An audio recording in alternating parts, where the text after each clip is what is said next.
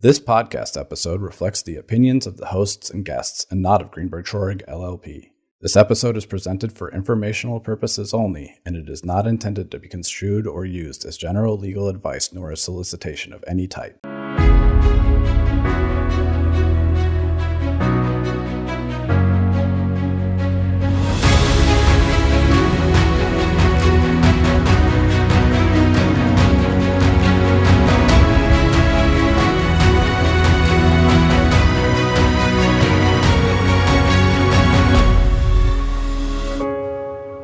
Hello, and welcome to Greenberg Traurig's Workplace Safety Review Podcast, where we discuss topics of the day related to workplace safety and health. I am Michael Taylor, your host and chair of the firm's Osha practice group. I'm based out of our Washington, D.C. and Northern Virginia offices. Joining me is co-host Adam Roseman. Adam is a member of the firm's Osha practice group, and he's based in the Philadelphia office. Greenberg Traurig has offices all over the world, with about 2,300 lawyers.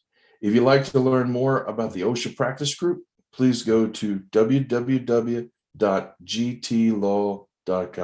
Mike, thanks for the intro. This is Adam Roseman here. Rather than have a guest on today, we're going to do something a little bit different, which is talk about the year in the world of Osha and what to expect, most importantly, in 2022. And obviously, as we get into 2022, we'll bring on new guests. But it's a good time to take stock of what's happened and where we're going from here. And to help us, my co-host is going to be my interviewee today, Mike Taylor. And so let's jump right in, Mike. So before we talk about what to expect from Osha in 2022, let's talk about the past for a moment. And as an OSHA litigator and a counselor, can you give us your assessment of OSHA's handling of the COVID-19 pandemic from an enforcement and workplace safety perspective?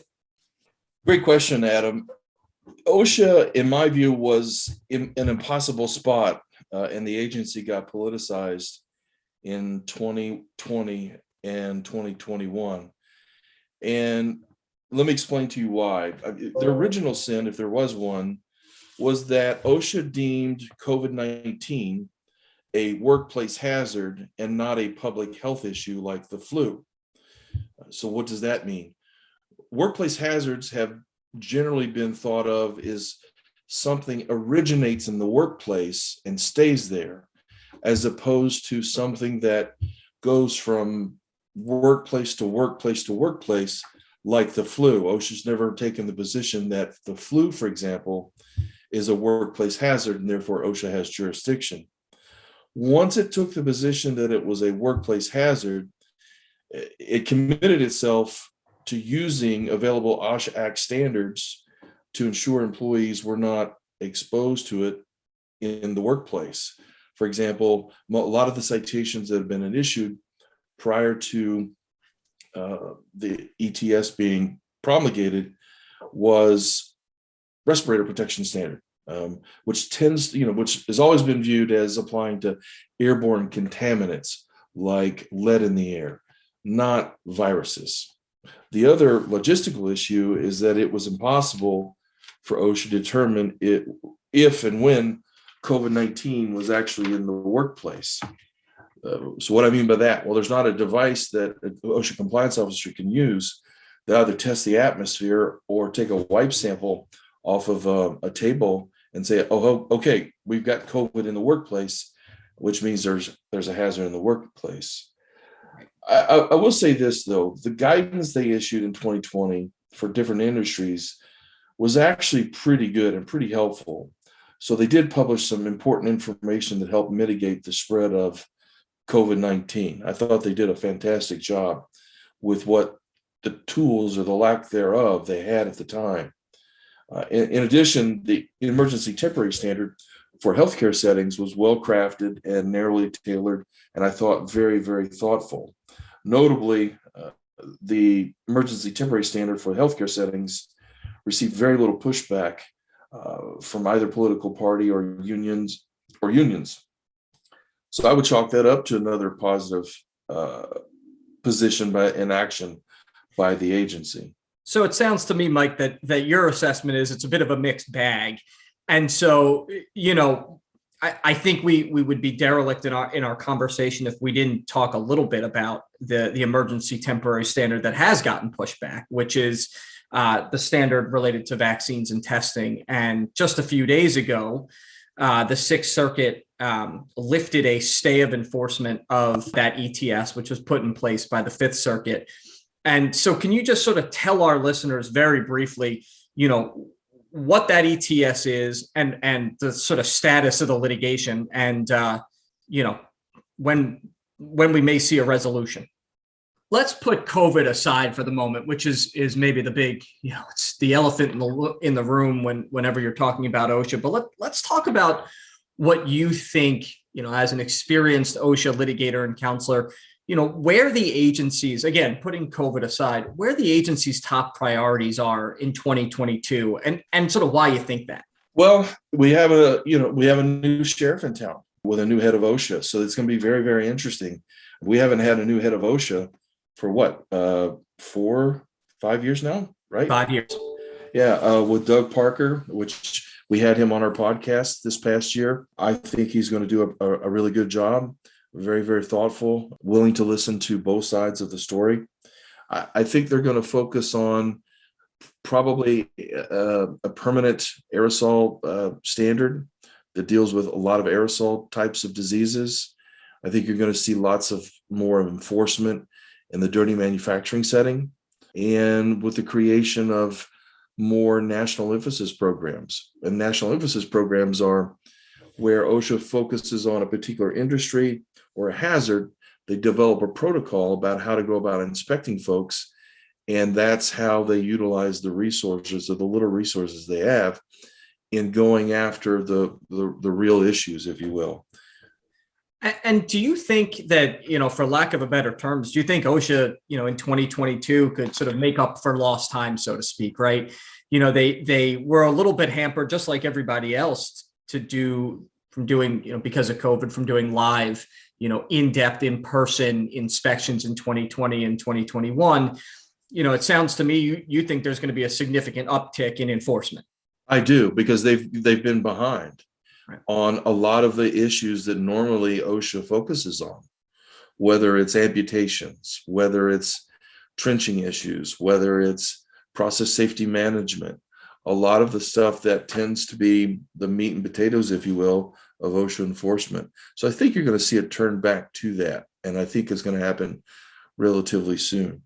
So for all our safety managers and safety professionals listening on this, you're confronted with a new sheriff in town and an agency that is likely going to increase its enforcement. Do you have a tip, or maybe a few tips, for employers to prepare for that?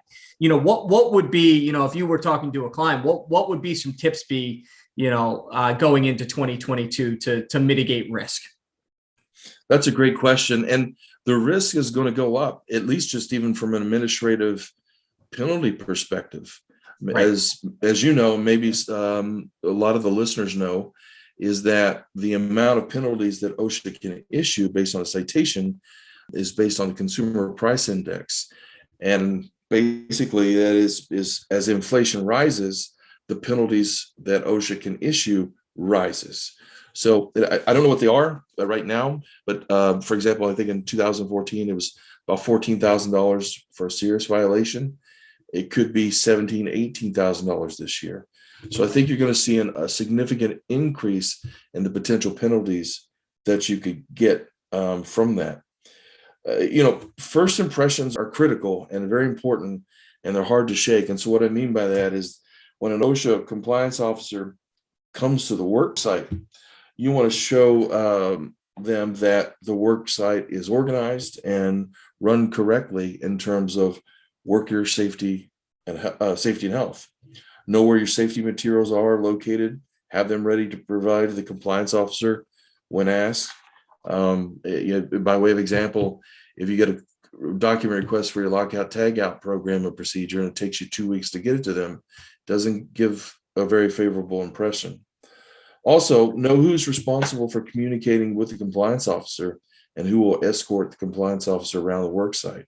And Mike, it's funny you talk about first impressions, and you and I have talked about this a lot. And one of the things I think you'll remember is we went to a work site that handled some serious waste, and the smell was the first thing that you thought about when we went in there. Now, of course, the smell was part of the normal operations, but your point was, the smell and some of the visuals really likely contributed to the employer getting citations. Now, ultimately, we were retained and we got a good result, but it's just funny you talk about first impressions because it reminded me of that time we spent together at that particular work site. Yeah, right. And if you have, I'll give you an example that a first impression is a lasting impression. If a compliance officer shows up to do an inspection at your administration building, and the parking lot is completely full of potholes, that sends a message to them that they don't really care about safety. I had a compliance officer tell me that once. Right. It's interesting that the visual, sort of maybe not completely related to safety, really does impact compliance officers' views. Yep. So, Mike, let me ask you this. This has been in the news a lot about, especially in the summertime, heat stress. And I think many of our listeners know that California OSHA has a heat stress standard. Do you see, and Doug Parker, who now runs or who will be running the agency, was the chief head of Cal OSHA. Do you see federal OSHA making a push to create a heat stress standard, given they've got sort of a template in place from Cal OSHA? Absolutely. I think he's going to try. He'll try really hard. I've been involved in a handful of rulemakings over the last 20 years. And for those of you that do not know, OSHA has to jump through many, many, many different hoops before they can actually promulgate the standard.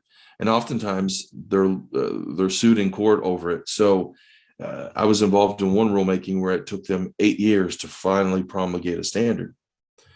That being said, it would be worthwhile, to have a standard to pursue so that employers could use it as a basis or guideline to deal with heat stress.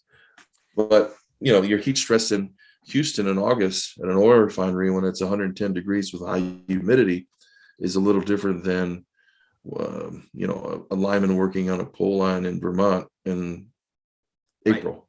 Right. One other thing, we talked about sort of the new sheriff in town, but if you sort of go back 4 or 5 years to the Obama administration, there was a really big emphasis, especially in the back half of the Obama administration under Dr. David Michaels, who headed the agency. It was a big emphasis on press releases after OSHA issued citations. And at one point, it sort of got to the point where they seemed to be issuing press releases for sort of standard OSHA citations, not sort of large cases. Have you seen in the last year a return to that under this administration? And talk to our listeners a little bit about press releases and that approach generally. Yes, Dr. Michaels believed that the press releases were an effective tool to communicate to employers in a particular industry that you got to do the right thing. And because OSHA has less than their finances, they have the ability to inspect less than 1% of the American workforce every year. So he thought that these press releases were a great way to utilize the resources of the agency. In theory, I agreed with him, and I was on a panel with him in 2009 about this. But I said, well, you could do the same thing, but delete the names of the employers before they have their fair day in court, because these press releases are issued right after the citations are issued, which is before an employer has the ability to defend itself. I have seen a general uptick in press releases since January 2020. The amount is not, anywhere near what was going on with the Obama administration's penchant for using press releases. Generally, the press releases I've seen have been for very large OSHA citations. And, I don't have a problem with press releases. I think they are a very good way to wake up an industry to say, you need to take a second look at what you're doing. However, I'm not a fan that, it basically says you're presumed guilty until you can prove you're innocent. So it sounds to me that if Mike Taylor got a call to lead OSHA, that the concept of press releases probably stays, but we'd see some redactions and the ability to sort of hide the name of the employer that was issued the citation, which I think is sort of a logical middle ground. To your point, if one employer in an industry is doing something and is cited for it, there's a fairly good chance that other employers in that industry are doing the same thing, so they should know about it. Did I sort of get that right? Yeah, I'm kind of like I like the hybrid approach. Right. That's right. So let me ask you this last question. It sort of ties back into what you talked about earlier about all the hoops OSHA has to jump through for their rulemaking process. Given how long the rulemaking process takes, and that invariably that even if Doug Parker and his team start a rule, who knows how long it could take, and he may be out of the agency by the time it comes to fruition. Do you expect OSHA to continue relying on what's called the general duty clause to issue citations? And can you sort of tell our listeners, as the last question, what that is and how OSHA uses it? Unfortunately, yes, I do. So OSHA has a set of standards on its books that it requires employers to comply with if it's applicable to whatever they're doing. A lot of those standards were adopted per se in the early 70s based upon what's called national consensus standards. And they may have adopted in 1971, for example, a national consensus standard that's version was in 1960. So a lot of OSHA standards that it incorporated by reference when it first came about in 1970 are way out of date and are not helpful to employers or employees in terms of workplace safety and health. Right. So that's where the general duty clause comes in, which is kind of a catch-all, if you will, where it allows OSHA to cite employers where there's no particular safety or health standard that's directly applicable to the situation. Those cases tend to turn on whether an employer or the employer's industry recognized a particular hazard in question, which is somewhat amorphous concept. Right. But the good thing is these cases tend to be hard for OSHA to litigate and win, especially when the underlying incident or hazard was a freak accident, for example, or a one-off incident.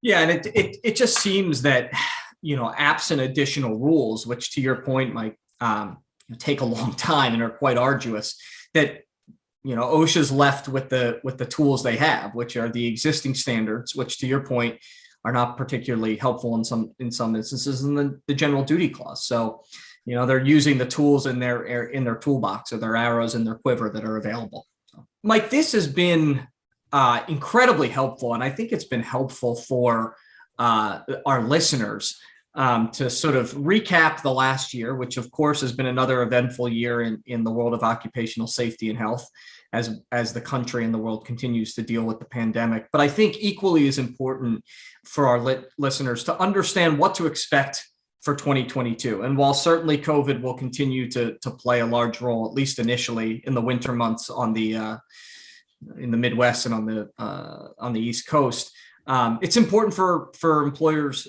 to know that COVID's not the only thing OSHA's doing. And I think you sort of gave a good overview of that. So we really appreciate it. And for our listeners, Mike and I will be back as a tag team questioning duo in January with more guests. But for this episode, Mike got to sit in the hot seat.